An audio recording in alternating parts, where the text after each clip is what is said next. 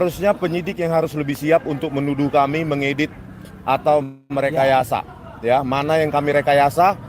Kalau itu tidak terbukti, nanti saya berencana untuk menuntut kepolisian sebesar 126 triliun rupiah. Negeri ini sudah lama, lebih dari satu dekade, mengalami suatu rezim yang sangat jahat, sangat bengis, dan jangan sampai Pak Prabowo Subianto sebagai presiden yang ada sekarang mengulangi kesalahan yang dilakukan pada rezim yang lalu yang telah mempidanakan dua anak bangsa, yaitu Bambang Trimulyono dan juga Gus Nur. Ya, masa rela Pak Prabowo malah menambah dengan angka saktinya. Pak Prabowo kan suka angka 8, ya. Masa di rezim Pak Prabowo tambah 8 lagi yang akan dipidanakan.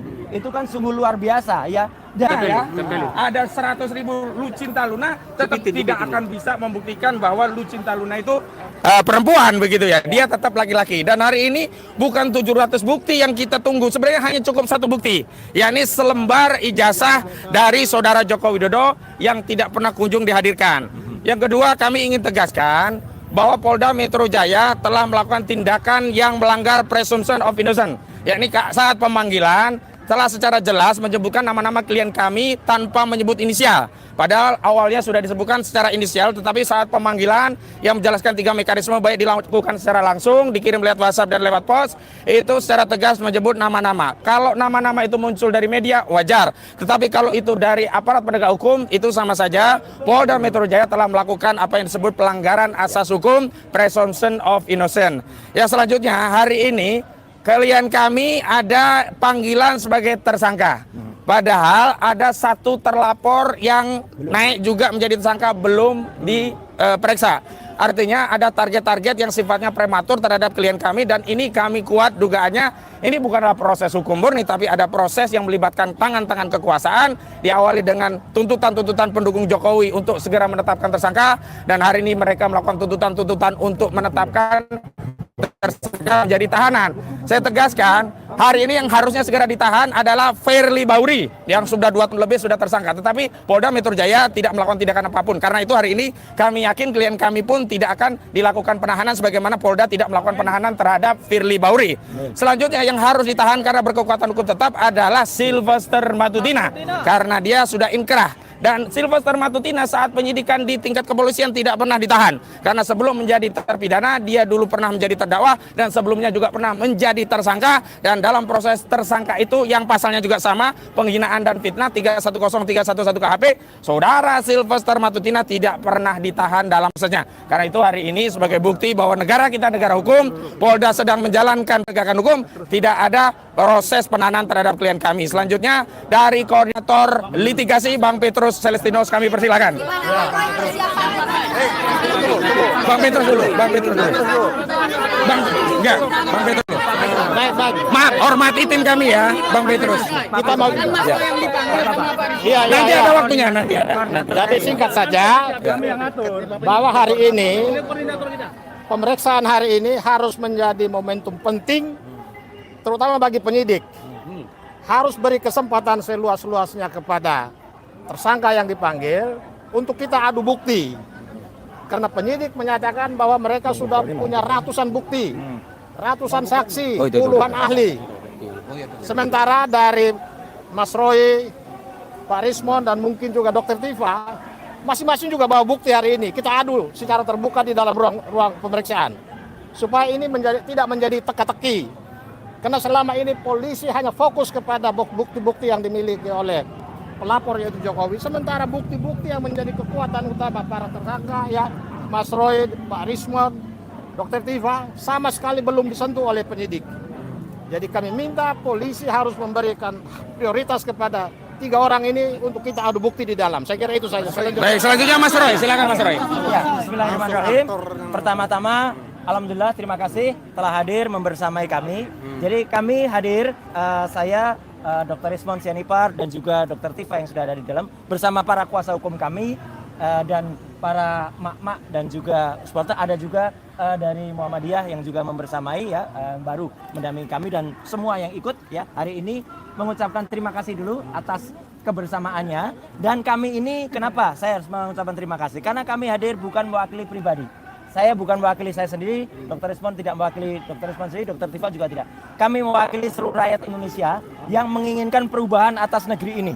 Ya, negeri ini sudah lama lebih dari satu dekade mengalami suatu rezim yang sangat jahat, sangat bengis, dan utamanya adalah apa? Yang telah menggunakan segala cara, menggunakan segala daya, termasuk ada penggunaan ijazah palsu yang kemudian tidak berani terbongkar sampai dengan sekarang. Jangan sampai Pak Prabowo Subianto sebagai presiden yang ada sekarang mengulangi kesalahan yang dilakukan pada rezim yang lalu yang telah mempidanakan ya dua anak bangsa, yaitu Bambang Trimulyono dan juga Gus Nur. Ya, masa rela Pak Prabowo malah menambah dengan angka saktinya. Pak Prabowo kan suka angka 8, ya. Masa di rezim Pak Prabowo tambah 8 lagi yang akan dipidanakan. Itu kan sungguh luar biasa, ya. Dan saya tahu ini mungkin bukan kesalahannya Pak Prabowo, tapi ini adalah kesalahan dari orang-orang yang ada sekitar Pak Prabowo untuk membusukkan presiden. Jadi sekali lagi kami hadir atas nama rakyat Indonesia untuk melakukan ini, dan kami menyatakan bahwa ini kami tahu bahwa kami akan dikriminalisasi. Dan kenapa kami tahu? Karena apalagi setelah saya, Dr. Resmond dan Dr. Tifa itu udah merencanakan akan menerbitkan buku yang kedua. Buku yang kedua judulnya ada Gibran Black Paper. Dan itu terbukti dengan saya pulang minggu yang lalu dari Sydney dan membuktikan bahwa Gibran memang tidak punya ijazah SMA. Ya, SMA-nya tidak hanya SMA luar negeri. Dan kebenaran. Saya kira itu, dan nanti Dr. Resmond akan menunjukkan apa yang sudah kami rencanakan, dan insya Allah dengan doa dari teman-teman semua, dengan memohon ridho kepada Allah Subhanahu Wa Taala, ayo kita tegakkan kebenaran di negeri ini. Merdeka! Merdeka! Terima kasih. Wassalamualaikum warahmatullahi wabarakatuh. Berarti sudah siap. Ada, nanti buktinya kita terangkan. Tapi bawa buktinya Sudah ada. Yuk, Berarti sudah sangat siap ya Mas siap. ya. Yuk, makasih. Bang Resmond, Ya. Pertanyaannya apa? siapnya Bang nih pemeriksaan ini Bang. Masalah siap atau enggak, ya harusnya penyidik yang harus lebih siap untuk menuduh kami mengedit atau merekayasa. Ya, mana yang kami rekayasa? Kalau itu tidak terbukti, nanti saya berencana untuk menuntut kepolisian sebesar 126 triliun rupiah. 1 tahun anggaran kepolisian. Jadi jangan sampai tuduhan itu adalah tuduhan tanpa basis ilmiah. Apa yang kami lakukan, ada itu namanya ilmunya, ya, digital image processing. Jangan sampai ilmu tersebut jadi ilmu terlarang. Memproses citra digital atau video digital bukan berarti merekayasa atau mengedit. Itu berbasis algoritma, ya. Yang kedua, saya yakin kecepatan penanganan atau penersangkaan ini berketepatan dengan memang gerilya kami dalam membongkar, ya, terutama kepulangan dari Pak Rosuryo dari Sydney.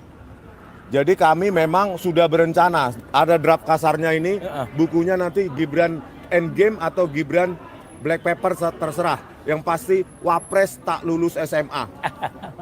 Data itu kami dapatkan dari mana? Dari Ditjen Dikdasmen sendiri dan temuan faktual yang ditemukan oleh Pak Rosuryo. Oleh karena itu ini akan kita edarkan, kalau bisa gratis ya Mas ya. Ya. PDF-nya kalau bisa kita buat gratis, dan ini saya titip kalau mau digandakan secara gratis juga saya titip ke pengacara. Ya. Ini worst case scenario, siapa tahu terjadi hal-hal yang tidak diinginkan, ya kan? Oleh karena ini foto aja, fotokopi semua, atau saya bagikan nanti PDF gratisnya, ya, secara cuma-cuma untuk seluruh rakyat Indonesia, bahwa kita sayangnya negara sebesar ini memiliki wapres yang tidak pernah lulus SMA baik dalam maupun luar negeri, tidak pernah punya ijazah SMA baik dalam maupun luar negeri. Apa yang dia tempuh adalah, ini menurut Ditjen Dikdasmen, sekolah di Orchid Park Secondary School sampai kelas 10 atau kelas 1 SMA, dilanjutkan dengan diploma di UTS INSEARCH. Bayangkan, kelas 10 atau kelas 1 SMA plus diploma yang harusnya pendidikan tinggi awal D1 itu disetarakan dengan SMK bidang akuntansi dan keuangan. Ngaco. Artinya apa? Itu kan ekivalensi yang sangat fatal. SMA kelas 1 plus diploma setara dengan SMK. Berarti wapres kita ini tak pernah lulus SMA Ya. dan tidak pernah lulus atau tidak pernah punya ijazah SMA. Oleh karena itu, Pak Prabowo Subianto, jangan sampai ini dibawa ke arena politik. Ya. Kami peneliti, kami berhak meneliti dokumen publik. Kenapa dokumen publik? Karena Joko Widodo pernah menggunakan ijazah itu sebagai presiden, di samping gubernur maupun wali kota. Oleh karena itu, ini untuk kalian, nanti bisa digandakan. Saya titip ke pengacara saya. Ya. Dan filenya minta ke pengacara saya nanti. Ya. Sebarkan seluas-luasnya dan itu gratis untuk kalian rakyat. Terima Ya. kasih. Baik, Ya. Bang Gufroni selaku Ya. LBHP Muhammadiyah yang terlibat. Ya. Silakan, Bang. Dari Muhammadiyah. Dr. Tifa sudah masuk dan tadi terima kasih juga untuk para purnawirawan TNI, purnawirawan pejabat yang ada di sini juga. Ya, Pak Gufron silakan. Oke. Terima kasih teman-teman semua. Hari ini kami dari LBH AP Pimpinan Pusat Muhammadiyah telah secara resmi menjadi kuasa hukum dari Bapak Dr. Roy Suryo dan Bapak Dr. Rismon Sianipar dan tentunya beberapa yang lainnya. Dan insya Allah kami akan menjalankan tugas sebagai kuasa hukum dengan sebaik-baiknya, dengan mengutamakan kredibilitas, integritas, ya, dan tentu saja niat kami menjadi bagian dari kuasa hukum adalah semata-mata ingin Indonesia terbebas dari pengaruh oligarki dan kekuatan dari Joko Widodo. Dan kami merasakan sendiri bahwa persoalan ini memang tidaklah kemudian ini dibawa ke ranah hukum yang kemudian menetapkan 8 orang tersangka. Dan kami melihat bahwa ini ada ketidakadilan